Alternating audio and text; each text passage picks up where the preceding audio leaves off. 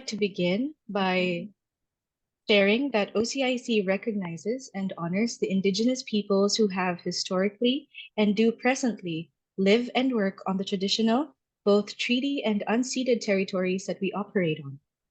These include the Huron-Wendat and Petun First Nations, the Seneca, the Haudenosaunee, the Anishinaabe, the Mississaugas of the Credit River First Nation, and many others. We acknowledge that our staff, board, volunteers, members, and broader community operate on the treaty and unceded territories of these and numerous other Indigenous peoples and nations. As we reflect on our role within a settler colonial context, we acknowledge the importance of naming the Indigenous peoples and nations on whose lands we live, work, and play, and understand the importance of framing our engagement in the international cooperation sector and beyond through the lens of reconciliation and decolonization. We recognize that we have a responsibility to stand in solidarity with Indigenous peoples who have and continue to fight for social justice on their own lands. I'm now honored to welcome and introduce Ashley Anthony, the Regional Engagement Coordinator at Climate Reality Project Canada. Since this is a career panel, I won't be reading Ashley's bio, and we will be hearing it from her in her own words. And we are thrilled to have Ashley with us today. Ashley?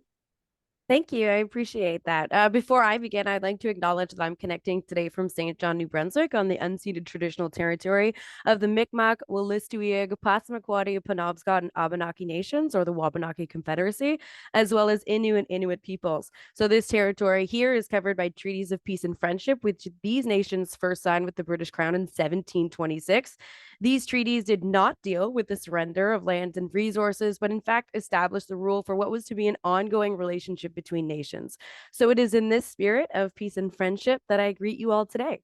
Our panel today delves into the diverse career journeys of our esteemed guests, providing profound insights into how education and experiences shape current positions. As we explore the evolving priorities and skills essential for aspiring individuals, our panelists offer invaluable guidance for students and professionals. This discussion also touches on the value of driving youth in their pursuit of meaningful roles and strategies for international cooperation organizations to attract vibrant talent. Now, as Misha said, my name is Ashley Anthony, and I currently work for Climate Reality Project Canada. My role centers around education and engaging people within climate action, but it's far away from what my 16-year-old self would have described as my dream job. I believe that I was chosen to moderate this panel to showcase how unpredictable career paths can be. So, my background is actually in print and broadcast journalism. My dream was to be a morning show host on a rock radio station. And after graduating from Durham College in 2013, I was offered a position in Yellowknife, Northwest Territories, but I had to decline it because I learned that I was pregnant. After welcoming a second child within 16 months of the first, I thought, honestly, that I had sunk my career potential and would never achieve my dream. Toronto is a competitive market with many organizations and industries expecting long-winded and underpaid interns to do their grunt work. I spent time as a video editor, closed captioner, and a freelance copywriter until I was again offered that same position in Yellowknife. And believe it or not, my partner and I, our two kids under two, my daughter being only 6 months at the time, drove into the unknown with our dog, our cat, and a trailer filled with everything that we owned. Trust me, sometimes the first jump is the most terrifying, but adventurous. I say after having our engine explode and spending a week in Lloydminster, don't let those setbacks get you frazzled. After spending 2 years in Yellowknife as a morning show host for an Indigenous station that broadcasted in 6 different languages throughout the territory, I became a news director in Terrace, British Columbia for another Indigenous network station where I covered topics such as the missing and murdered Indigenous women and girls inquiry, catastrophic wildfires, politics, and community affairs. But I had still not reached my dream job, and now I thought I was further off than when I started. So we packed everything up again and moved coast to coast from the Skeena to the Bay of Fundy. I worked at Stingray Radio for 2 years as a promotions coordinator, and guess what? a morning show host at a rock radio station. And gee, I thought that I had finally started to go into the direction that I wanted. But I quickly learned that sometimes the view from the top can be rather empty, meaning that although I had accomplished what I had set out to do on paper, I was no longer fulfilled with that dream. During the pandemic, a former instructor had reached out to me and told me about Climate Reality Project and their online training opportunity that they had had. She told me about it before, but living north of 60 with two babies, it wasn't feasible for me to attend in person. But I've learned when opportunities come knocking for a second time, it's not best to turn them down. And I have to tell you that that training really kicked my rear into gear, if you will. I knew that I needed to get back to work that was meaningful, and I was coming to the realization that unfortunately that work was not radio. Part of me quite devastated, but this training opened my eyes to a whole new path of the unknown. No 5-year goals to adhere to, no idea where I was going next. Part of me is still in this place today. I had to strategize. I looked at job postings and career opportunities and mapped my way forward. I went back to school and completed a diploma for digital marketing with distinction and landed a job as a communications director with the Gaia Project. They're a K-12 environmental education organization that does amazing things in the province of New Brunswick. And I again realized that this was not where I was meant to be. I talk too much, as you can see, and that I was a darker shade of green than my colleagues. In climate advocacy talk, that just means that you're more on the revolutionary side of things than wanting to work within the system. Climate Reality Project kind of just fell into my lap. I worked here part time, deciding that engaging people was my strong skill. And I also worked full time at an organization called Green Economy Canada as a member engagement specialist, where I aided organizations of all sectors and sizes in understanding climate, measuring their carbon emissions, and stewarding them into creating sustainability plans and setting those carbon reduction targets. On top of all of this, I was achieving my MA in environmental education and communications at Royal Roads University in Victoria. When CRPC was able to offer me full time capacity, I jumped in with both feet. Now I chair an organization called the Atlantic Canada Climate Network. That's an initiative brought forth by CRPC that looks at being the convener between citizens, NGOs, academics, and those working on policy to create barrier free education opportunities. A singular like a singular spot for climate advocacy conversations in Atlantic Canada. This is what we aim for. I also sit as a chair of Climate Action St. John, a citizen-led advocacy group, and the board president of Sustainable St. John, another organization aimed at engaging local businesses and industries in climate action. The one thing that I can say is I don't know what my next steps will be, but I am more meaningfully exhilarated by my work than I ever have been before. And I wish you all the same success in finding that path that is right for you. So, without further ado, let's get this panel started. I am very excited to introduce to you some incredible people that I have got to learn to know over the past week or so, including Emily Chesson. She is the Innovation and Design Advisor at Aga Khan Foundation. Kezia Odro, she's Innovation and Equity Research Analyst at Future of Good. Brenavi Ravindran, she's a domestic advocacy intern at UNICEF. And Mata Divs Warde, a senior policy advisor at Global Affairs Canada. Very excited to be able to pass the mic over to them. And we are going to start with our first question. Now, please, our wonderful esteemed panel here, introduce yourself, your current role, and share a little bit about your career journey thus far.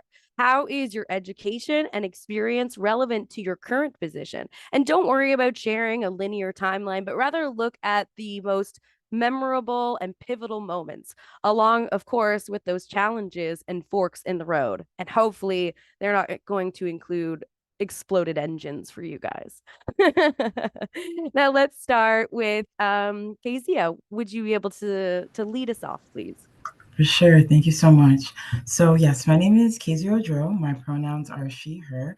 I'm currently based on the unceded and unsurrendered lands of the Anishinaabe Algonquin peoples, also known as Ottawa. Um, So when I was looking at this question, I was like, I'm going to start actually my journey from high school because I was part of a club that got me really interested in granting and social finance. But I was actually a science student, and everything I did was in science. I was like biochem, all through the sciences, and I didn't really have that like gauging towards international development or political science like early on. But I knew that it was something that I always wanted to contribute to. So when the pandemic happened, I actually became a grant writer for grassroots organizations based in Toronto, Montreal, Ottawa. And I use a platform called Ripen. And Ripen is a experiential learning platform that was started with the Youth Employment Strategy plan that happened a couple of years ago, and they were one of the partners that received funding for it. So definitely look into it. I learned as I was going through a lot of trial and error. It was a lot of like learning skills as I was going, joining webinars just like this to like figure out like how to understand and how to like navigate the space. What is fundraising professionals like? What are they doing for basic skills learning? And I had like 3 or 4 organizations under my belt, and I was like, okay, I think it's time. I think I can, start applying for positions. And so I applied to a position at the Canadian Centre for Gender and Sexual Diversity, and I was their fundraising coordinator for just under a year. And in that capacity, I learned about community engagement and partnerships development, a lot of administrative tasks, but also on the other hand, I knew that I wanted to grow in this space. So I decided to see what grant writing looked like on like an international development sort of scale. So there is a fund called Act Together for Inclusion Fund that is administered by Dignity Network Canada, which is a basically a network of hundreds of like civil society organizations from around the world in Canada that support to LGBTQ plus human rights defenders. And our team filled out a grant, and we were able to get the grant, and it was really amazing to like work with organizations in Africa and Ghana and Mali and Zimbabwe to pull this all together. And then in that, we were able to like talk about what we did at our annual roundtables, which was at Global Affairs Canada in November 2022. And I was a youth delegate there, so I did a lot of work in supporting plenary discussions, UN peace and security agenda, trans feminist funding approaches, things like community and public engagement. And so after that, I was like, okay, fund development, public policy, social policy, that's my space. I think I definitely want to, learn more about what's in this space. And I kind of pivoted a little bit more to, I guess, national or federal things, because I was like, I think I still want to learn on how to like develop my goals and develop my skills. And so I started looking, and I found this one organization called Propel Impact that does like experiential learning as well. And I became a innovation and equity research analyst for a summer term. And basically I lead a research project that does basically, we're going over the DEI practices of the top 250 grant-making foundations in Canada, and we're trying to pull out insights and analysis on what they do, and basically put it on a scale that is easy to digest for like philanthropic leaders. But yes, I'm at Future of Good now, and then I'm also a YPH member with Renovate, with OCIC. So the Youth Policymakers Hub works together to talk about the Canada's Feminist International Assistance Policy. We talk about the Sustainable Development Goals, basically how to collaborate and work together towards achieving those goals, specifically from a youth engagement perspective. And I'm the incoming one of the incoming delegates for the Commission on the Status of Women with the OCIC. So yeah, I will pass it back to Ashley. Thank you. That's incredible. Speaking of Brenevie, we can pass it over to you, and you can speak about your experience as well. Sure. Thank you so much, Kezia. Thank you, Ashley, for the introduction. Just like Ashley, I relate to her. My journey was all over the place. Going into high school, I thought I was going to do health sciences. I thought I'm going to ace it, chemistry, bio, and I did really, really well. I just did not like math. A lot of people relate to that. I couldn't get over like fear of doing like really hard equations, and It was in my last year of high school, grade 12, which I realized that I was like, this is not for me. I'm really going to struggle in university and I have to either choose something else. And that's where I fell upon political science. It was where I could still create change. I can still, work with my local community, which I was already doing volunteering with my school, and like early child care centers. So that was already an interest, but I just never realized it was right in front of my eyes. And so I applied for political science programs all in the GTA, and I ended up going to the University of Toronto. And so I am currently finishing up, and I'll be done in April, so soon to be graduate. And my two minors, one is international development, and the second one is global Asia studies. So they kind of all intertwine, and it's really nice to have a global perspective, but I'm stemming now towards domestic, so more national within Canada. But I think one challenge that I had to overcome was COVID.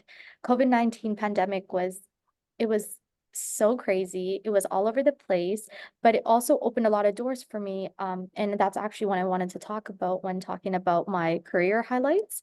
I actually volunteered in the federal election. I was also a content creator during the COVID-19 pandemic, and that's where I got my first set of small volunteering roles within my local community, helping campaigns, connecting with people who also knew a lot of people in the international development field. And so I actually met my mentor from the NDP campaign office. And he is now like the one person I go to all the time for advice. And he actually told me to apply for an interim position with the Canadian Labour Congress. So it's actually one of the larger labor unions based in Ottawa. And I did a virtual internship there for youth engagement. So that's actually where I realized was my most interest. So I love working with youth, getting them more engaged into politics, voting, and so that led one to another opportunity where I worked for the University of Toronto itself, where I got more professional experience working with professors, making those connections because it's important for grad school, like any student knows in undergrad. Other than that, I just have a couple notes. I worked another term with the Canadian Labour Congress, but in a different department in political action, where we looked at more of what the future of work is, especially in involvement with AI and how that looks for youth in Canada. So it was incredible. It was very unique. It was a very different experience. And my more international development came in where I got an internship over the summer in my second or third year of university where I interned with the United Nations Association of Canada. And so that is an organization that actually promotes the work of the UN. And so that's kind of like my major breakthrough into the international field. And so I did a lot of work with human rights, and that led to my position now at UNICEF Canada, where we work more domestically within Canada of how we can engage youth into international development, politics, and advocacy. And so I supported the Youth Advocacy Summit that occurred in November, past November, in Ottawa. So it was great. We had a lot of youth come across different provinces and territories to Ottawa, our capital city of Canada, and they met with a lot of decision makers, and it was an amazing experience. And even some of the youth have never flown before; they've never seen Ottawa in person. So it was just a completely eye-opening experience. And so that's a bit about me and my career highlights. Thank you. I'm glad that the path has led you to us and to today. We're very grateful to have you on this panel. Mada, would you be able to introduce yourself, please? Thank you, Ashley. A warm hello across the board. It's fantastic to be here during International Development Week, and I'm grateful to OCIC for creating this place to share a slice of my life with you. Chances are I'm the first Mada many of you have encountered. My name means horizon in Arabic, and that has always felt like a nod to my journey. The question today asks about standout chapters in our life, and to me, this includes working with the UN in Lebanon, immigrating to Canada, where I eventually became a citizen and joined Global Affairs Canada, the government department that has the responsibility for managing Canada's diplomatic and consular relations and the country's international trade. but I don't want to get too caught up in the formal stuff. The truth is that formalities are needed, but they're not enough. In my experience, resilience and adaptability are key.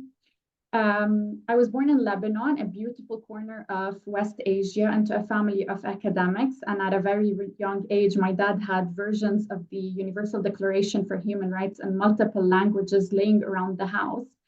And that document truly inspired me. And I was fortunate enough to pursue my passion from the get-go.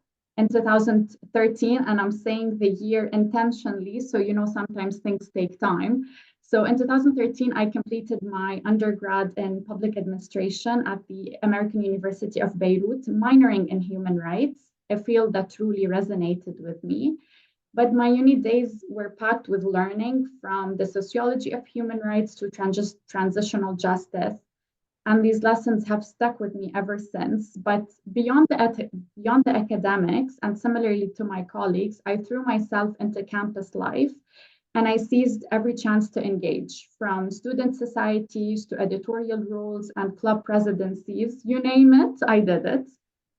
My professional journey began amidst the Syrian refugee crisis in Lebanon. My first gig, it was an administrative assistant at the Lebanese Red Cross. This role was a steep learning curve, offering me firsthand experience in humanitarian work, and it eventually led me to the World Food Programme of the UN, marking truly the toughest 2 years of my life. The stress was real, with responsibilities as grave as setting up a safe room with bulletproof walls amidst the threat of violence. After WFP, I transitioned to UNESCO, so another UN agency that focused on, my project focused on the preservation of Syrian heritage, a job as rewarding as it was challenging. However, living in Lebanon as a young woman started to take its toll, with social, environmental, and economic hardships that really pushed my mental health to the brink. So I sought a change. I moved to Canada in 2016 after securing a scholarship from Carleton University and their master's in public policy. This experience was a complete dive into Canadian public policy, and it was truly transformative. My time at Carleton for the students who are contemplating a master's degree truly equipped me with the skills to excel in the public service. One of my professors there, Arun Tangaraj, is now the Deputy Minister of Transport Canada. I wrote briefing notes, learned to lead stakeholder consultations, and connected with great people within the government of Canada. In Ottawa, the closest thing I could find to the UN was the United Nations Association in Canada, the same organization Branavi mentioned. I worked in fundraising and connecting youth with green jobs. My journey with Global Affairs Canada, where I am now, started in a student internship in January 2019. I applied to work for a team that focused on human rights and inclusion in Canada's international assistance. This role evolved into a permanent position, allowing me to lead numerous initiatives, from disability to 2S LGBTQI inclusion to representing Canada on the international stage. So today, 5 years later, I'm a senior policy advisor in the Human Rights Division, and I'm deeply involved in advocating for women's rights and navigating the complexities of international diplomacy at the multilateral stage. I will also be part of the official Canadian delegation negotiating agreed conclusions in the upcoming Commission for the Status of Women. I'm also the main coordinator here in HQ on the United Nations General Assembly Third Committee, which deals with social, humanitarian, and cultural issues and covers over 50 resolutions on an annual basis. I will say that despite the challenges, including the global pushback we're all witnessing on gender equality, many Canadians remain committed to international development and strive daily to make a difference. And I'm happy to be one of them. So Ashley, over to you. Mada, I'm sure that all of your incredible experience makes you a wonderful leader. Thank you for sharing that with us. Emily, would you be able to introduce yourself, please? Absolutely. Hi, all. Bonjour à tous. What an amazing group of professionals, and I feel really delighted to kind of round out the panel this morning. I'm also echoing my thanks to OCIC for the opportunity to be here and share this space this morning. As Ashley mentioned, my name is Emily Chasson. I'm the Innovation and Design Advisor with the Aga Khan Foundation in East Africa. So I'm tuning in from Nairobi. And I'll tell you a little bit more about that shortly. But my journey started in a small town in southern New Brunswick called Rosse, some might know it, where I was fortunate to have parents who very early on introduced my brother and I to different ways of knowing and being, worldviews and values. We lived as a family in South Korea and China, and I was fortunate to see and experience other parts of the world at a really young age. And I think these experiences and life lessons led me to wonder whether I might have value to add in the international development sector, and would later see me pursuing a Bachelor of Leadership Studies at the University of New Brunswick with a minor in IDS in business, as I hoped that opportunity would give me my first sort of toe in the door into the sector. Because as a part of the degree, students had the opportunity to pursue an international and a domestic internship, which was a big draw for me. And like Kazia, experiential learning has played a very critical role in my journey. And so through that, I found myself in Malawi back in 2014. I think similar to Mada, it's been a long but interesting journey. And that was sort of the spark, and I think the key experience that led me to sort of solidifying that maybe I did have value to add in this space. And it was something that I wanted to continue to pursue and I was curious about. And so that found me at the Monk School of Global Affairs at U of T, where I pursued my master's with a particular focus on social innovation and refugee policy, which also enabled me to continue seeking those experiential learning opportunities, which enabled me to apply to study at Sciences Po and take advantage of those international studying opportunities and work with amazing organizations like AIDS Free World and Grand Challenges Canada. These types of opportunities where I very early on grew my network and social capital have been critical to my success today. And from there, I joined the first of its kind innovation and design services team with the provincial government and had the opportunity to begin growing my muscle in design and innovation, and understanding the role that HCD, human-centered design, and sort of that mindset and process might have to play in the international development sector. So fast forward to today, I now lead the Aga Khan Foundation's innovation and design strategy for East Africa, while also influencing our approach to how we work at a global level across the various geographies that we support. And it's in this capacity that I've been able to leverage my academic and professional experience in training and design thinking to support the organization to deliver needs-based, quality, and sustainable programming, whether that be in regards to climate change, education, menstrual health management, women's empowerment. It's my design work touches many facets, which is really quite amazing. And what's been so excellent is I've been able to really be in a position to work alongside individuals and learn about these new cultures and develop that really contextually nuanced understanding of what the role HCD might have to do in these sectors, and trying to unpack that and yeah, just design better with community. So that's a little bit about what I've been up to over the last 2 years, and looking forward to the continued discussion. So thanks for having me. Thank you for that introduction. I'm very honored to stand alongside you wonderful ladies. And I think that the one thing that resonated from all of your introductions is that sometimes the journey from point A to point B to point C isn't always linear and isn't always clear, but it's about that adaptation and perseverance that gets us to where we feel like we can really make a difference meaningfully. Right?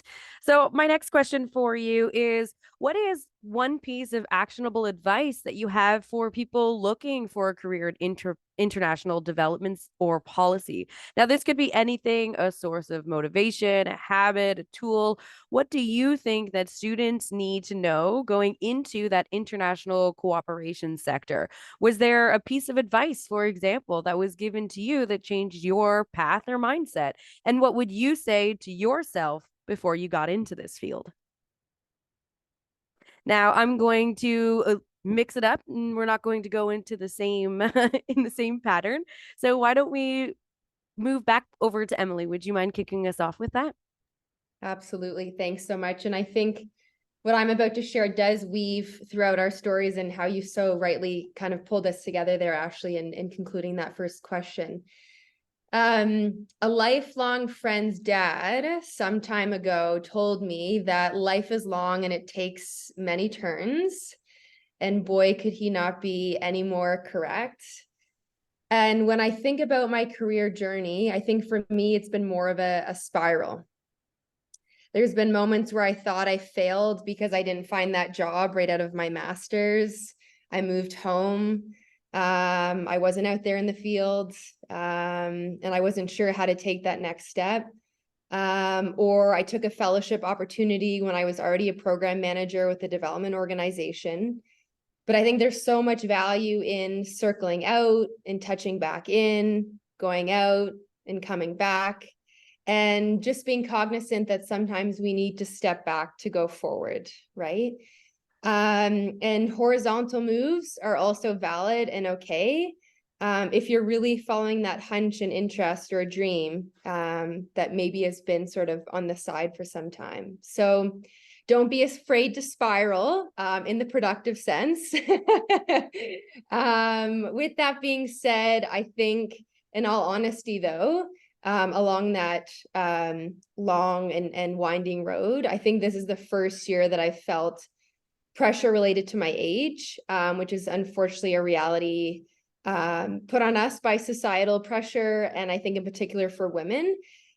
And I think it's compounded in this sector where we have to make a lot of choices about where you want to live, how you want to work, how you want to spend your time, how much travel you want to do, given we are working in this international context. And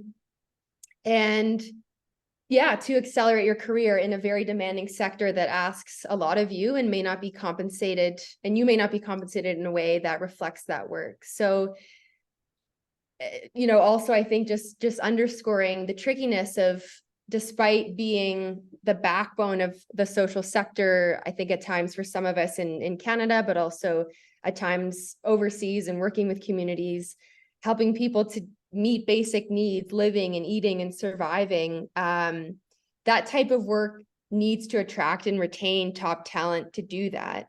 And I really feel strongly that the sector needs to be empowered and needs to make decisions regarding remuneration seriously to enable all of us to step into that work in a way where we can be supported and fulfilled to keep up this work that is so essential, right? And should be valued in the same way that other sectors are. But until that happens, coming back to my spiral analogy, if you have the privilege and ability to enter this sector and take on meaningful work that may see you lose out on perhaps a higher title initially to get your foot in the door, or greater pay to start, you will become richer in so many other ways. So take that turn and be ready to embrace a bit of uncertainty. Thanks so much. Oof, that was powerful. You will become richer in a very different depth of ways. I would definitely like to reiterate that. And I've felt that during the transition in my own career, when you start doing work that makes your heart throb with excitement and it's meaningful and you can rest your head every night feeling good about yourself, that's sometimes it's worth a little more than the monetary compensation. Brenovi, how would you frame this question? What about your experience and advice? Yeah, I think Emily touched upon a lot of things about accelerating your international development career. So I'm going to maybe take on a different frame for people maybe trying to get their foot in the door. Because I found it very hard for me to find that first opportunity where I can really get that good experience. But things that helped in my own experience is what I'm going to share. So just a couple tools here and there that you guys can maybe think about is talking to your international development professors. That one really helped for me. When you really go to office hours, and if you have the privilege of attending a university where there's an international development program or department, connecting with them. And even if you're not in the same fields, like I know a lot of students take international development courses when they're in sciences, psychology, anthropology, but they still come and make those connections. A lot of professors are always hiring students for, assistant positions in their own types of research. And usually, most of the time, actually, it's international development related. So if you really need that firsthand experience where it's still at home, where you go to university all the time, you have that accessibility, but also talking to peers, your students and your friends. Because at the end of the day, we're all going to be working together at one point. Yes, we're students, we're peers, we're working on projects together, but it's something that I never reflected on because I actually had a friend who I did a school project with. Um, a couple of years ago, I think in my first year, it was something virtually done. And he actually just put up a job posting and he works for the government of Canada. And I was like, oh my gosh, I did a school project with him a couple of years ago. And now he's working at this, he's doing an internship, but he's in a higher position where he's actually able to hire students. And it's like, oh, I really know him personally. Like I have a better chance at maybe getting that position, maybe getting some tips because I know him personally, right? And so keeping that in mind as well, that your peers are also going through that experience and that journey together with you. And it's not always, we have to look to someone who's a bit older, who's already established in the field, but also someone who's in that path with you as well. And I'm a big lover of social media. If you guys know me personally, LinkedIn is like the way to go. That's actually how I got my UNICEF Canada job as well. It was just a job posting, and I applied, and it was all done virtually, nothing in person. And I think using social media to your advantage, posting about international development related content, maybe starting up a blog, following people that you look up to, and you want to maybe follow their journey or follow their footsteps. I think that's also important when looking at social media, and that really helped me out and how I actually came to know about a lot of fellowships, OCIC's content, and the UF Mosaic Institute is also a really good place for you guys to look into fellowships where they dismantle prejudice issues within Canada. They're also great with giving you honorariums to maybe tackle some of the issues that you want to see tackled in Canada. And so these are like different fellowships that are very active on social media. So LinkedIn is a good place to start as well. So start up with any type of content you guys have. It doesn't have to be, oh, I'm at this event in Ottawa. It doesn't have to be too big, but just your thoughts and opinions can mean a lot, and just making that first step. So Thank you. I really enjoyed that. I agree. Networking is powerful. So utilize it. I used to laugh at it, and then I realized how influential it can be on your career path and how sometimes the most outwardly intimidating people, because of their success, can be the most wonderful stewards to help you gain your own, right? Um, Thank you for that. Mada, would you like to share some of your insights? Yes, thank you. I'd like to share 6 nuggets of advice that have guided me, but I think would be useful for anyone looking to make their mark in the field. So first, let's talk about dreaming big, and I mean really big. So you're in Canada, for crying out loud, a place where dreaming big should be your bread and butter. So don't just glance at the map and get cold feet. So picture yourself achieving those goals you've set. And it's all about aiming for the stars. And truly, when you've touched one, you're going to reach out for another one. Second piece is passion. It's the fuel for the fire. So you've got to know what gets you out of bed in the morning and keeps you up at night, yes, in a good way. Be laser focused on your goals. In my opinion, the more precisely you know your goal, the better. So if you're wandering around without a clue, chances are you won't get very far. So talk to people, hit the books, do whatever it takes to find that spark. And once you've got it, the path ahead will start to clear up. Third piece of advice, and Branavi mentioned it, but I want to second it. LinkedIn should be your new best friend. So add your professional photo, make your headline attractive. Honestly, LinkedIn is a gold mine. I've had senior officials reach out to me after a post on a project I was involved in. It's a networking powerhouse, so use it to your advantage. 4, this is the tough one. So rejection, right? The word alone is a bit of a downer, but it's part of the game. So you might throw your hat in the ring for countless jobs before one sticks. And trust me, persistence pays off.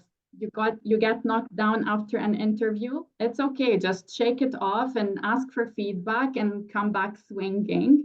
You can't land a paid job. If you can, volunteer. It's all about resilience and learning from every setback. It's not going to be easy. I don't think it was easy for any of us here on the panel. Renavi mentioned the next one as well, but networking. And yes, it's as crucial as everyone says. If you're shy, you need to team up with some extroverts, grab a coffee with a professor, seek out a mentor, just chat up someone whose career you admire. I do believe information is currency, and as Ashley said, seasoned people often love to share their 2 cents. You just have to ask. Lastly, excellence is non-negotiable. This arena is fierce, and everyone's gunning to make a difference. So you really can't slack off. You need to hustle, and by hustle, I mean pushing yourself to be the ace in the field. So work hard, whether it's getting a new language, a new degree, unique skills, excel at what you do.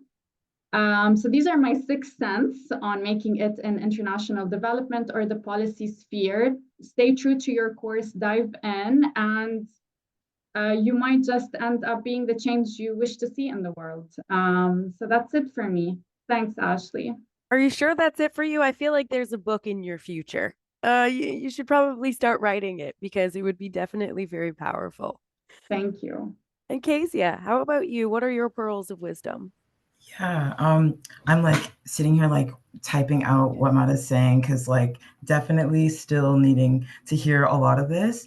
I also forgot to mention earlier, for myself, when I decided that policy was where I wanted to go, I switched programs from biomedical science to political science with a minor in social impact. And I'm in the course right now, like taking the course, and I'm definitely like writing down like echoing exactly what Mata's saying, like find your niche, your skill you want to develop.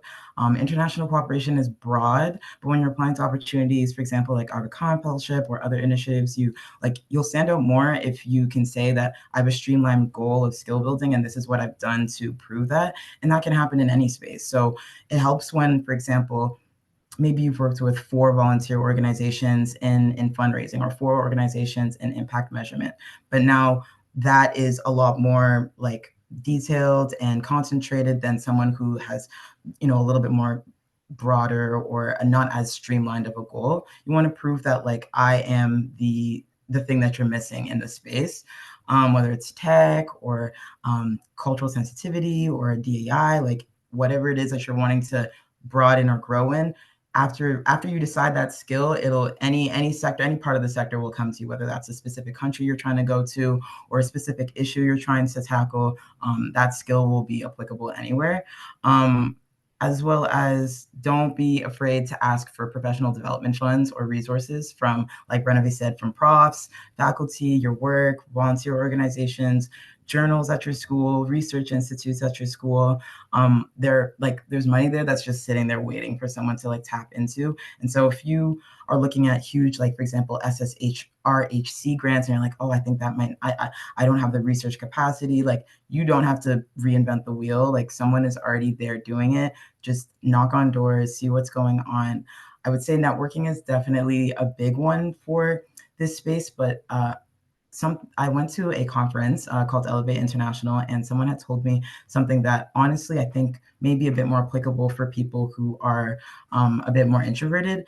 And they were saying that like put your name on things, and I didn't understand what that meant. I was like, what do you mean by put your name on things? Like, bro, like I put my name on stuff. So I'm like, they're like, put your name on things when you are a volunteer, when you're anything, any sort of idea that you have that you want to see to fruition, put your name on it and create a sense of pride and assertion that this is what you can complete and this is a skill that you're trying to build.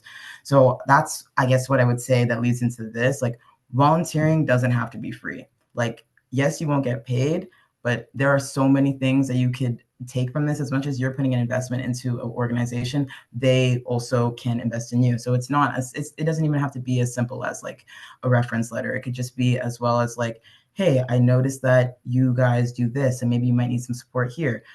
Is there any way that I could, support on this, and then you guys could, maybe pay for this? Or it's a lot of like working outside of what you already see. We hear a lot of like, oh, the jobs that we see now, a lot of them aren't going to exist, or in 20 years, the 20% of the jobs that we, or 40% of the jobs that we know don't exist now. And it's like, that is what we're trying to do. Integrate yourself into spaces that you don't know are coming, integrate and try to find like intersections between, for example, tech and international development, or maybe it's like cultural sensitivity. I have a friend who did a term at the Royal High Commission in the UK, and his team was working on basically embassy work, a lot of political affairs.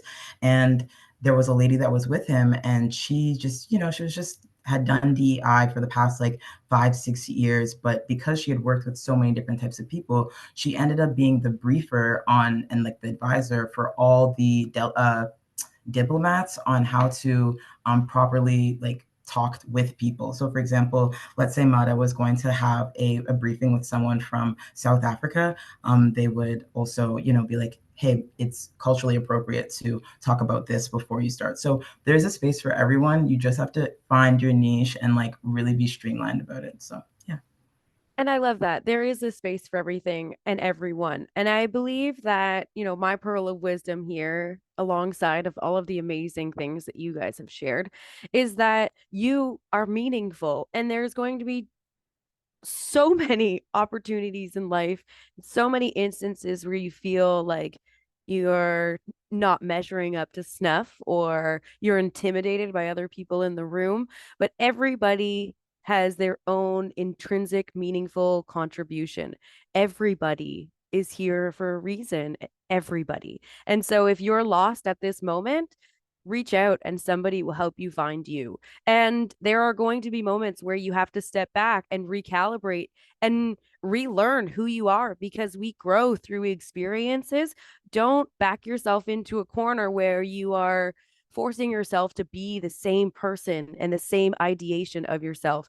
You're allowed to grow, you're allowed to change, you're allowed to do all of those things. And every single time that you cross one of those bridges or build one of those pathways, it is meaningful. It's meaningful for you and all of the people that are watching and coming after you. Yeah. Would you like to add something to that, Kezia? Yes, I was gonna say, and this is just more of like I guess like a concrete thing, plan for recruitment cycles. Like if you see something coming and you're like, oh, I might not be eligible this year. I don't think I have like the, I guess the experience to apply for this. Like put it into your calendar for the next year and like put it in, even if it's 2 years from now, 3 years from now. And I've followed up on things like that, and it always works out, especially when you have that in mind while you're trying to do things that you're doing now. I was just going to add that, but yeah. No, for sure. And apply for things that you're not 100% qualified for. There has been studies that say that women fail to put themselves out there and apply for jobs unless they meet all of the accreditations or all of the requirements, whereas men put themselves out there for anything and are more likely to gain these positions. So don't be afraid to swing for the fences sometimes, and don't be afraid to strike out sometimes. Before we move on to the other or the next question, is there anything that anybody would like to add?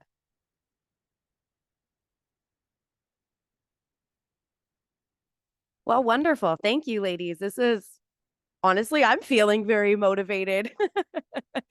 Now speaking to those here today who are in the position to hire young people, what is the one thing that you would like to see that these organizations know about attracting young people? What should these organizations be offering to their employees, or what values are a must? This is where we flip the script a bit and speak more about the organizations that are potentially hiring. What should organizations be doing and prioritizing in 2024? Now, Mata, would you like to kick us off on this one? Sure, I'll stick to one piece. It's no secret that a lot of the jobs out there in our field, especially those aimed at younger folks, are short-lived gigs that don't promise much stability. It's true that a lot of this is because budgets are tight and funding is hard to come by. I do understand, but here's the thing: it's crucial to start thinking beyond the now and start creating roles that people can grow into over time. So the one piece of advice I would share is recruit to retain. If you can't keep them, don't hire them.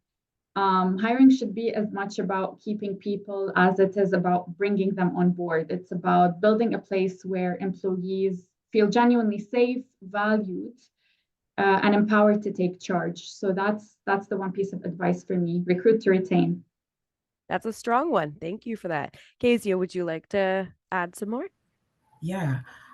So I grew up in foster care, and I found that when I was trying to decide on what type of space or experience was the most valuable, I had mentors and family tell me time and time again, like, don't discredit what you do know because of what you've experienced.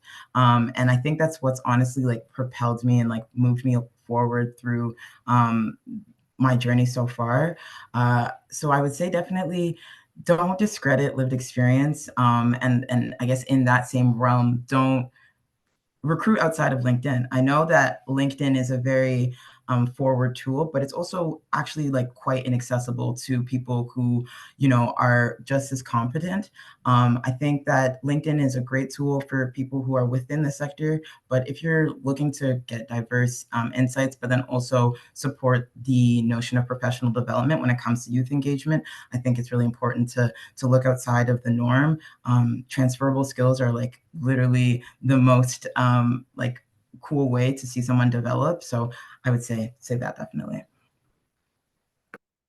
Thank you for that. I really appreciate that. Emily, would you like to add some? Absolutely. Thanks so much. Yeah, I think for me, just being cognizant of the heightened amount of localization, increased conflicts, natural disasters, just to name a few, there's no understating that this sector and the leaders in this space are really in tricky times, right? And I think just recognizing that and acknowledging that, at the same time, knowing that there's a lot of work that remains to be done, for the individuals that are driving that sector, and to enable that work to be done and done with quality and consistency. And I think for me, the biggest driving point is allowing the same amount of flexibility that you expect your employees to exert. So I think it's no surprise to many of us that there's a lot of overtime. I just had my first real trip with burnout at the end of last year, which still recovering from in a variety of different ways. And I think we're expected to get things done no matter the cost. And I think if we can ask that of our employees to be flexible in such a way to take up that work and stay late or come early, travel crazy copious amounts, that we employers should also mirror that in their practices and how they're supporting their employees to recover. And I think part of that is also just recognizing that, I think we've all sort of talked about crediting and celebrating to ensure that young people don't feel exploited because they are doing something good for the world, right? Which kind of excuses the need to recognize and compensate to create space for people to heal and recover. So yeah, for me, I think flexibility and recognition is essential to attracting and retaining top talent, which we've talked about. And I think we mentioned this before, I think in particular, Matt, in some of your last remarks, but the last piece I'll quickly emphasize is the role of mentorship and networks, which certainly isn't new, but I think could really be reinforced, particularly in this increasing digital world and seemingly interconnected world, but at times can be a bit isolating because some of us, find themselves in situations where we're not always connecting with people face to face. And so please say yes to those coffee chats. I know they've come up. Please create time for young people to have those conversations with you. find pathways for young people in your organization to learn from others, formally or informally. The power of shadowing someone or sitting in meetings that one wouldn't traditionally be invited to is really important. Have young people on your board. I know there's a big shift in Canada, trying to have more representation in these spaces where decisions are being made. So please keep that up and be that connector. I think by championing others, you too will be lifted up as well. So thanks. I love that. Thank you. And Brennevi, would you like to round out that question? Yeah, I think everyone mentioned what I was thinking, but I think one thing I'll talk about is after the pandemic, all of us kind of got used to remote working, remote learning, like whoever was in university or school. And I know a lot of students tend to have a hard time trying to find international development related internships or fellowships because most of them need somewhat of a in-person presence. And it's kind of hard where you're kind of stuck where you're not really done your degree. 4 months is too little of a time where you make that permanent change for a while. And so I think what I would say is just creating open lines of communication and also that flexibility. You know, straight off the bat, ask them what type of courses they're taking. Is it hard? How many they're taking? What days they might be available to maybe come in person? I'm only able to do this position part-time right now with UNICEF Canada because I had that flexibility where I'm still a full-time student. I'm taking 5 courses and they're all full-length courses where it's a couple hours for each course. And it really does take a toll on you where you have assignments, but also projects that have deadlines, both of them. And so having that flexibility where your employer, your manager, or your supervisor, they understand what you're going through, but also understanding that they're also students, you know, they also need that break. They need that a mental health, you know, break. And so flexibility is what I wrote down, but also a thing on open communication is a lot of students apply to many positions at the same time, especially around the summer where they need a summer job or they need that experience. And straight off the bat, you see that message right at the end. Oh, due to you know, circumstances, we're unable to get back to people who were not selected for the position. And just having that courtesy of just sending a quick email, even if it's automatic, where it says, you were unfortunately not selected, but here's where you can find, you know, other opportunities. That would be extremely helpful for students where we won't be waiting on that, like, oh, what if I get like a phone interview right at the last minute and I won't be looking for another position? So I think as an employer or an organization, I think that would be extremely helpful. I've also posted it about on LinkedIn and a lot of people agreed as well. And so I think just that quick courtesy of an email saying, hey, like we've already selected someone for this position, but like, you know, we have openings maybe in the next year or so, please check it out. And then just have some links in there where you still have that connection and that that communication there. But that's it on my side. I think everyone wrapped it up for me pretty well. I love that. Treat people like people, right? And that's a really important segue as well into what I'm going to say is because the industry trend and with the advancement of technology means the employ of AI. AI within hiring can be at times unethical.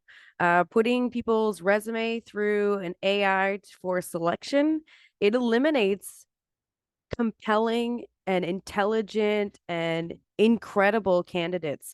People are people.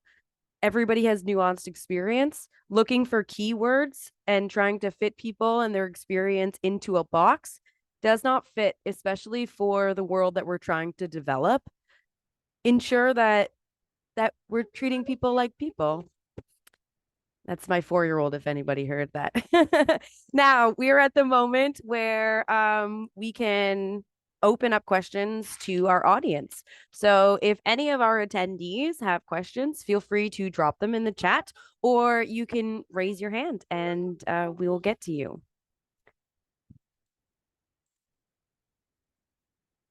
I have one question for you. Now, when you guys started your careers, were they anywhere in the vicinity of where you are now? And how has the transition in the perception of how you move forward within your careers changed the way you move in the world? Emily, would you like to kick us off? Sure, absolutely. Yes and no. I guess my journey, the one consistent theme has been being alongside or supporting the education sector. So most of my positions have been either working directly with employers and universities and trying to develop experiential learning opportunities, thinking about how we create those links between untraditionally linked actors and players. So it's certainly started from a domestic context, but I continue to find roles that keep me attached to that path, which I think is partly because my parents are both educators. So grew up hanging out in a lot of schools.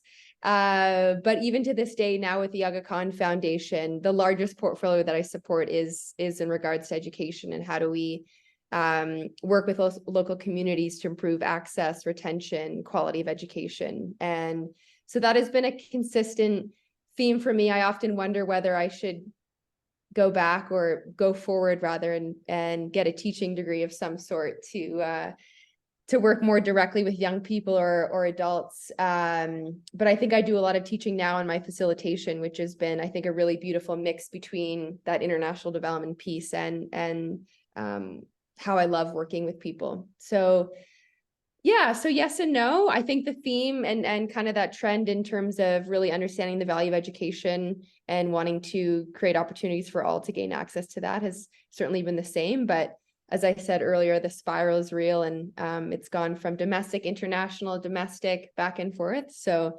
yeah, it's been a great journey, but I don't know if I would have seen myself now almost coming on 2.5 years in East Africa. Which has been really excellent. So yeah, good to be here. It's been a dream and I reached for that star, Mata, and I keep plucking. So thanks for that. Speaking of Mata, do you have anything to add? Is this where you thought that you would be when you were setting out on your ambitions?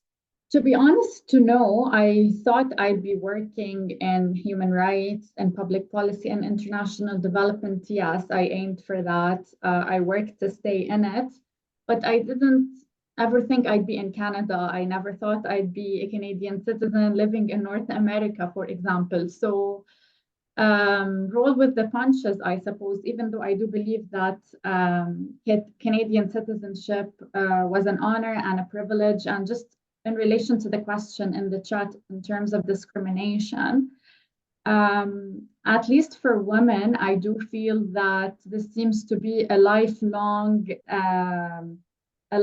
issue. So I did face it in Lebanon. On a regular basis, sometimes on a daily basis. And I do feel that even within Canada, I have faced it. How to deal with it? It's difficult. Sometimes if you do feel safe, I do encourage calling it out, documenting it, and not accepting it when that is possible. When that is not possible, at least prioritize your safety in terms of knowing which circles are more inclusive. Um, so yeah, and seek resources. At least in the government of Canada, we do have dedicated resources to deal with this sort of stuff. But I do imagine one day to live in a world without discrimination. But this is the reality for many women, especially when their identities intersect. If they have a disability, if they're from a certain race or ethnicity or a religious minority, sometimes things are more difficult. So yes, you are not alone. Thank you for that, Mata. That was very powerful. So just for context, the question in the chat is, I know that they are in the development space and there'll be more care in making sure that women are not discriminated, but have you encountered discrimination within the development space? And if yes, how do you tackle it? Would anybody else like to input on that question? I can say Please. some words. For myself, I think as a Black woman, it's like continuously trying to assert yourself as worthy of being in a space sometimes feels daunting. And you might notice something that doesn't feel overt, but is like under the, I don't know how to explain it, under the blanket, a microaggression, if you will. And I find that for me, trying to, I guess, navigate that has always been in, I guess, like assigning a number to it. So I think of things like the gender like wage gap, and like even more so the Black woman gender wage gap. And I noticed that, for example, I'll do something, and Emily has touched upon this a lot today, but the idea of like you're doing something and then you realize like, oh, I only banked 30 hours for this, but I definitely worked 60 or 70 hours on this. And I noticed that my research analyst was praised for doing similar work to me, but banked maybe 100 or 120 hours. Assert yourself. You deserve to be paid that amount of money. You deserve to not feel like you are on the fringes. And I think that's what happens, is that maybe I'm only here because of what I can say about this specific piece, but you also have a skill that's being like used here, and things wouldn't, like gears wouldn't be moving if you weren't there. So I would say for myself, like continue to assert yourself in every sort of way. Like talk about, putting in contract like revisions every 6 months. Talk about things like, hey, what are professional development goals looking like for the company? Like, don't be afraid to ask about what your future looks like somewhere, especially in terms of like your specific identity. Yeah. Thank you. That was very empowering. Brennevi, would you like to add anything? No, I think Kezia summed it up. I honestly, I'm still, I think, relatively young, only 21, and so I haven't had too many encounters with any type of discrimination. And so I guess I'm like one of the lucky ones, but I think how I would tackle it is just, like I was saying before, open lines of communication. I was very lucky where, like even just before my virtual interview, just through the phone interview, I was asked what my pronouns were, how to correctly pronounce my name, if there was anything that needed to be known about maybe my situation back home, where if I'm like a caretaker, or if some things need to be taken into consideration. So I think I really appreciate those gestures, and I think that's something that should be, it should be implemented in all different types of organizations, and I know a lot of them are. So nothing more to add on that, but maybe I can take on another question if anything comes up. Thank you. Emily, did you want to add anything onto this one? I think the crew's covered it. We can jump to another. I know there's many in the chat, so They are trickling in. This is exciting. The next one is, how would you advise growing your network from ground zero outside of school? Personally, I started adding people that I didn't even know that just had similar interests into what I was trying to do and accomplish. Kezia, how about you? Yeah, I would say, I think someone mentioned it already, but like, don't be afraid of coffee chats. Like, they actually suck. Like, I agree that they're not the most fun, but like, think of it in sort of a way where when kids go into kindergarten and no one knows anything, and the kindergarten teacher is just trying to do anything to create some sort of structure, like that is what I would say coffee chats are like. Don't expect anything, just listen. I think that honestly, I was in a part of an experiential program where I was an intern, but then part of the program was also signing up to do like 2 to 3 coffee chats. And I learned so much about impact investing, and I realized like, okay, I think that this is like global impact investing is a space that I want to go into. And I didn't even know about that unless like I joined and just listened. So I would definitely say, don't be afraid of coffee chats. Brennevi, 21. You're kind of starting at the ground. Where are you at in that networking? Yeah, I think that's a great question. Because not everyone starts off with university or school or college. So I think this is an amazing question and not something that we've touched upon yet. But I can just give you an instance where I do not even know who this person is. But I connected with her on LinkedIn, and I'm going to just tell you a quick story time. And I told her that I loved what she did in the government of Canada. Like, I loved her work, and that she's just graduated from a master's program that I have currently applied to. And I told her, if you have some spare time on the weekends or maybe the evenings right after work, are you able to review my resume or give me some pointers on what stands out on an application. And it just started off as a very casual conversation to the point where we've exchanged emails. And she's one of those people who really supported me during my time when I was very stressed about applying to masters. And they're all international development and political science related. And so I think the best way of meeting someone new, and it's not school, and it's just someone that you've met maybe at a coffee chat, even virtually, or a conference or a fellowship event. I think just seek out those events. I know Eventbrite, follow those organizations that you want to be a part of. And I think always starting off with a compliment. I think that's the best way to kind of break the ice. Find something that you want to tell them that you admire about them. And I think that's a great place to start, because I know sometimes small talk is not easy because you really don't know what they're interested in. But I think compliments always work. So I always tell people, like my brother really doesn't like talking to too many people. He's very quiet, and I always tell him, like, start off with something that you really like about them and you want to get to know better. And I think that's a great way of breaking the ice there. But yeah, so go to events, just, make that first step, because they could be more than willing to help you. And honestly, I'm grateful that I found that a virtual mentor, and she's based in Ottawa, and I've never met her in person, but she was willing to be that mentor for me there. So just take that first step. Yeah. That's a beautiful sentiment as well. And I know people that have a personal ethic of they've received that type of mentorship and now they're in a position where they like to give that type of mentorship as well. So don't be afraid to ask. I really like the resume suggestion as well. Emily, do you have anything to add on to this? Yeah, I mean, for me, and part of, I think there was a question on well-being and work-life balance. Sport has always played an integral role in how I build my networks. Prior to joining the Aga Khan Foundation, I had a remote gig and I was living all through South America. And the big question is, like, how do you maintain a network and build one while you're moving every 2 weeks? And what does that look like? And so for me, sport has been a really interesting opportunity actually to find people who are interested in similar things and that can connect you through. So maybe look for some untraditional avenues as well that maybe are not directly related to that next career opportunity, but could present something really quite beautiful. So if that's accessible to you and you can tap into just extracurricular things that will also bring you joy, would highly recommend.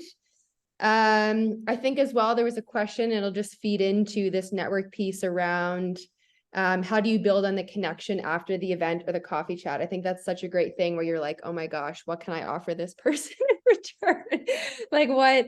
And it's not like a quid pro quo situation, but like, how do you maybe help them with something or keep the engagement going? And I think sometimes it can even be as easy as like, you read this article that reminded them of a conversation you had, you saw an event, you're wondering if they're going, or maybe something else has happened in your life that based on your prior conversation that they can maybe guide you on more. So I think if you want to keep it going, you can find those sort of connection points and ways to keep them engaged. And sometimes that coffee chat has served the purpose and that's okay too. So don't feel like you have to, as I said, have the quid, the I owe you something situation, because sometimes those things just serve a purpose. But otherwise, and sometimes just asking them, who else in your space, in your network might be wise or interesting or exciting for me to talk to. And they can then immediately sort of connect you with that next individual based on the story that you've just shared. So yeah, a couple tips. I was going to say really quickly, Brenavie was talking about being personable, and I would say that for building on connections, because I work in the social finance space, if I've worked with an organization before that I've consulted with, and maybe I didn't support on this specific grant, but I saw like a message or like an announcement or a media release that they received a different one, I'll like reach out and be like, oh my gosh, congratulations on receiving the grant.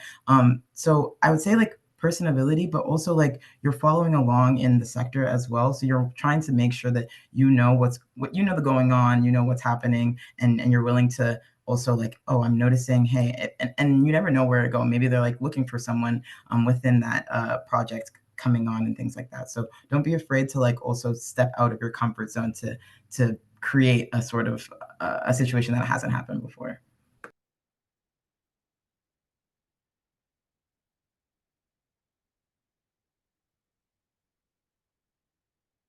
I think you might be muted, Ashley. Oh, yep. Sometimes that happens. Thank you. Mata, would you like to add something to the network building? Not really. I think the colleagues covered it. Thank you. How about, and I feel like you might know a little about this one, strategies that you found effective in maintaining personal well-being and professional goals, that work-life balance. I am not good at this one, so please, I would love to hear the wisdom in the group for this. I believe in honesty, so I'm not good either, and I was looking for advice in that as well. I do think within our space, there's a lot of overtime, a lot of stress. We're also connected to the files. You're connected to human rights. It's not just one contract in a bank, so it's really affecting the lives of people. So it's really difficult to disconnect, and I do struggle with that as well. So I will not lecture in that area. I get that. Would anybody else like to input on the secret of work-life balance?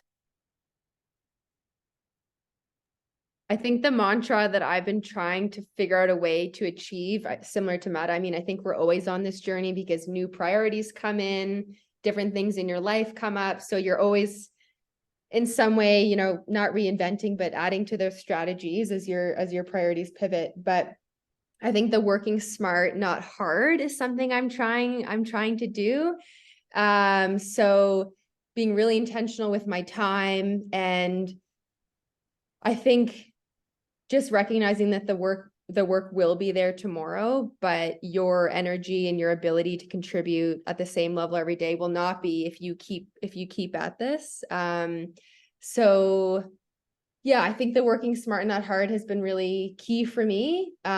Of course, easier said than done at times, but leaning into that, and then just trying to set up some healthy boundaries, which again is another easier said than done piece. But you know, if you're signing up for that spin class or what have you, like try and stick to that. Again, the work will be there, but just ensuring that you have those moments and reasons to step away from the work as much as you can. So yeah.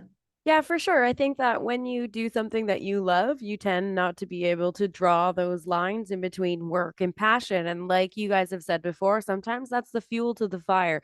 But Emily, I really like your stance on add other priorities in there, book other events and things that make your heart beat in a different way, as in like recreationally or, you know, hobbies that you like to do, and block out that time, ensure that you're doing it and stick to that, because I don't, and that's why it's all blurred. So stick to when you're blocking out that time.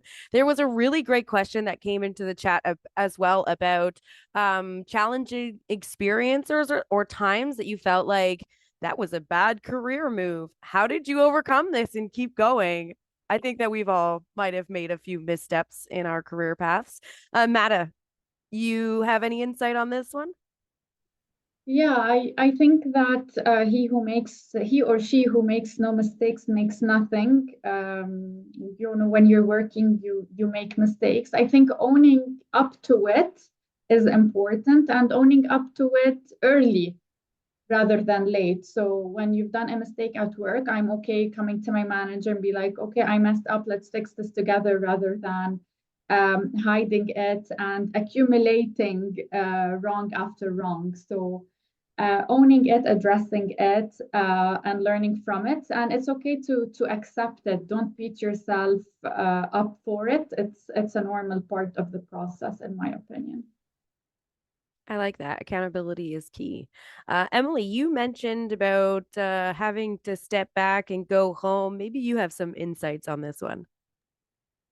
Yeah, absolutely. I really love what Matta said. And another, I guess I'm big on the mantras right now, apparently New Year. But one that I often think about, especially in the work that I do related to design and innovation, we often talk about failing forward and failing fast. So how do you embrace that learning, create actionable insights around it, and yeah, try and do better next time. So But I think for me, the most recent experience where I was like, oh goodness, I just moved across the world. I left a good paying job with a lot of flexibility, and I took on a fellowship that was a pay cut. And going from a managerial position to a fellowship, lots of questions.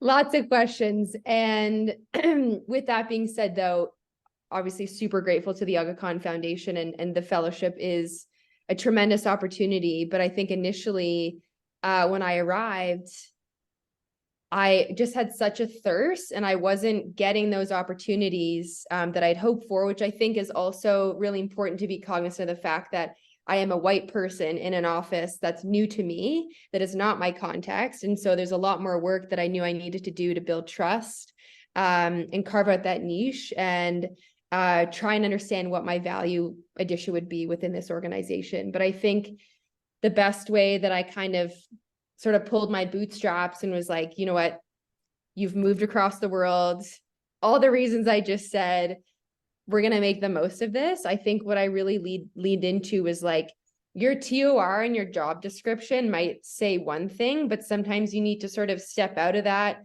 find other opportunities, create work.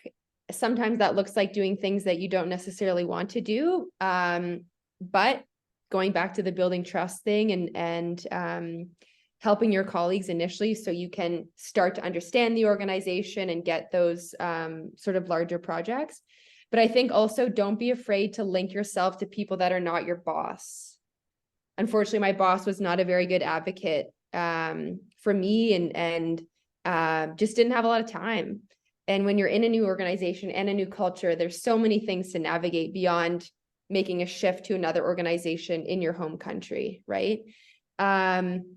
So I very early on linked into other people, said, hey, what are you working on? How can I help?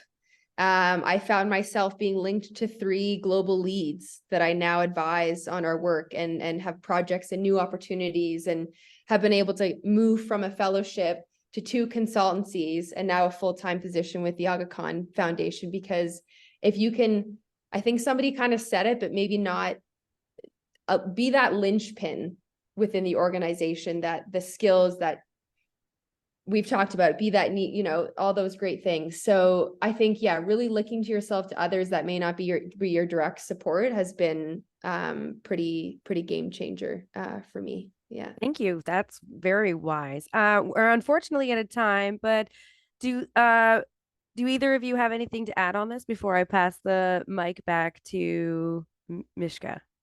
No, all Renovie. on my side. All good for me as well. Emily, that was amazing. I was moved. Thank you.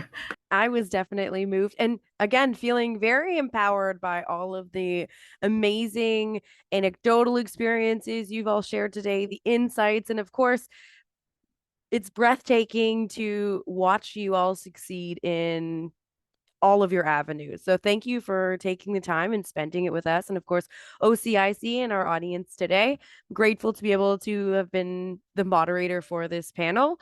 And I suggest, if you guys are interested in coffee chats, that you drop your email and LinkedIn into the chat. I'm going to do so right now. And with that, I would love to pass it over to Mishka. Thank you. Okay, thank you so much, Ashley, and our panel. Wow, this panel is really hitting a little too close to home for me, and it's made me realize that it's really okay to be pulled many different directions, not have a straight linear path in our careers, and it's really reassuring to know that as long as we keep engaging and being engaged, adapting and persevering, building this appropriate set of skills, and having specific goals in mind, and building, retaining a network, all the things that you've said in this wonderful panel, we are moving forward still on our paths, nonetheless. And however this path takes shape. So thank you also for sharing that there is space for each and every one of us, especially in the international development sector. And I think this is a great mindset to put in our pockets and bring out as a reminder every now and then. So on behalf of the OCIC community and team, I would like to offer many thanks to Ashley, Mada, Kezia, Emily, and Branavi for sharing their career stories with us and sharing your wisdom and advice for all the youth out there and the job seekers who are looking at the international cooperation sector. So I would now like to invite everyone to please complete the short Zoom poll that should be launching on your screens right about now. And while you are completing the poll, we are posting in the chat a link to the complete listing of OCIC's and members International Development Week 2024 activities. So kindly have a look at that. We have another virtual panel this afternoon where a few of our youth policymakers will be sharing their research and recommendations ahead of an upcoming delegation to New York in March for the Commission on the Status of Women. Kezia will, in fact, be contributing to that panel as well later in the day, and we promise you don't want to miss it. So also, registration for OCIC's final IDW 2024 event, which is an in-person innovation lab for those who are interested in reflecting upon their relationship to water and climate issues in local and global contexts, is still open, especially for participants from Kitchener-Waterloo. The event will be held on Saturday, February 10 at the University of Waterloo. Sincere thanks once again to all of our contributors, as well as to those behind the scenes, to Pragya, Arabelle, Sarah, Shahara, Kim, and Lisa, for all of their efforts in making everything happen, and to our institutional partners, Centennial College, Humber College, United College at the University of Waterloo, and University of Toronto Scarborough for all their support. How are we going with the poll? Are we good?